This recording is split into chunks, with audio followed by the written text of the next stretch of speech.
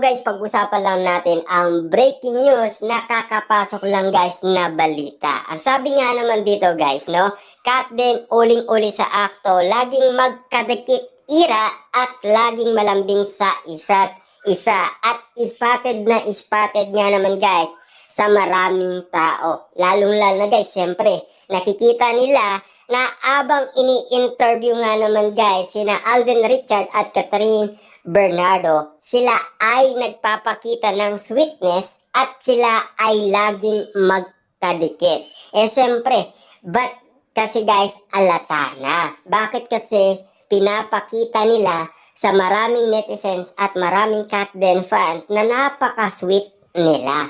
Kasi alam naman natin guys na lagi nilang ginagawa yan. Kaso nga lang, bakit laging ganito ang ginagawa nila? Ano ang ibig sabihin yan?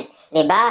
Yan ang laging tumatatak sa isipan ng marami sa ginagawa umano guys ni Catherine Bernardo at Alden Richard sa isa't isa. Yan kasi guys ang nagbibigay reaction sa mga netizens at mga Katden fans kung bakit nga naman guys laging spotted silang magkadikit ira.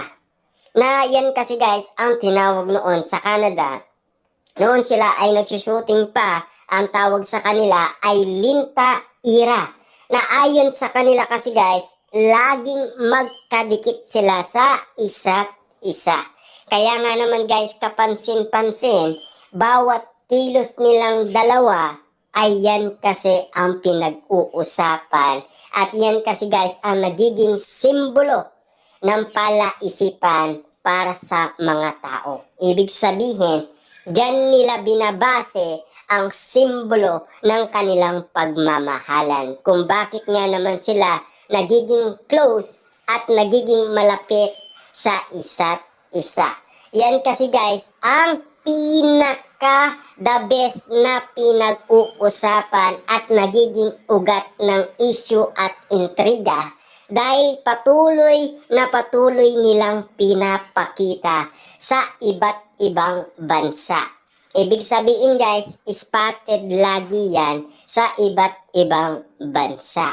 Yan kasi ang pinaparanas ni Catherine Bernardo at Alden Richard na laging minamata ng karamihan. Ibig sabihin, laging nasisilip ng mga matang lawin ang bawat kilos ng dalawa. Kaya nga naman guys, minamata sila ng mga matitinik na matang lawin na hindi nila pwedeng takasan pa ang bawat issue at intriga kung meron nga naman kasing ipapakitang ebidensya.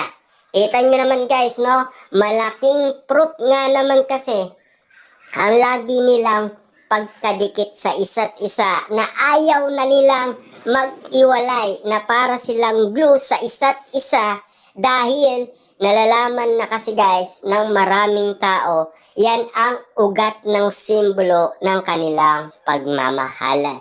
Kilos magjowa man guys or kilos magkaibigan man, at least alam natin kung ano ang napapansin natin na ginagawa nila. Kasi yan ang basihan natin kung bakit natin nakikitang napaka-sweet nila, napakalambing nila sa isa't isa abang sila ay nai-interview at sumasagot sa lahat ng katanungan. At sila ay nagpapasalamat sa mga netizens na patuloy na nanonood ng kanilang pelikula. Ibig sabihin, naging mainit ang bawat intriga at usapan dahil sa kanilang lambingan at sweetness, lalong-lalo na guys sa kanilang pagkadikit ira sa isa't isa na parang sinasabi nila guys na magkamuka na daw sila dahil lagi nga naman silang magkasama. Dahil nakita na daw nila ang kanilang soulmate sa isa't isa sa haba nga naman guys ng panahon. Simula nagkasama sila sa iisang movie. More than 5 years man guys ang tinigal. Pero kitang-kita naman natin na Sweet sila sa isa't isa at lalo pang lumalim at lalo pang nag-level up at lalo pa silang pinag-usapan sa iba't ibang bansa at pinag-uusapan sa lahat ng social media platform.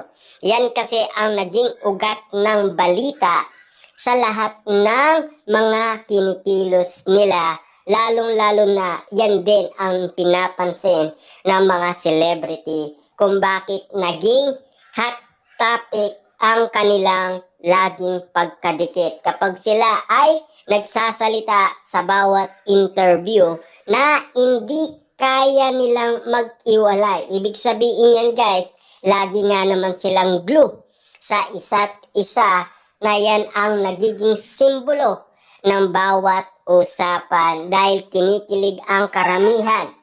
Siyempre guys, hindi mawawala ang tilian at kiligan kapag yan ang naranasan mong makita kina Catherine, Bernardo at Alden Richard. Dahil yan kasi guys ang kapansin-pansin na pinapakita nila sa bawat tao. Yan kasi ang nagiging laman ng social media sa lahat ng issue at intriga. Siyempre, yan ang pinagpipestaan, pinag-uusapan at pinagkakaguluhan ng karamihan. Lagi nga naman kasi guys, nagtitrending yan. Sobrang unlimited na ba guys ang pinapakita nila? Siyempre guys, laging ganyan nga naman kasi ang pinapakita nila na patuloy nga naman guys, nagiging laman ng usapan. Siyempre, marami nang nagugulat at nagtataka kung bakit nga naman kasi laging sinasabi nila na magkaibigan lang sila at komportable lang sila sa isa't isa. Na yan naman kasi guys ang nagiging simbolo ng usapan at ng kanilang pagmamahalan. Kung bakit nga naman sila naging close sa isa't isa at kung bakit nga naman guys binubuksan ang mga lihim na hindi dapat mabuksan.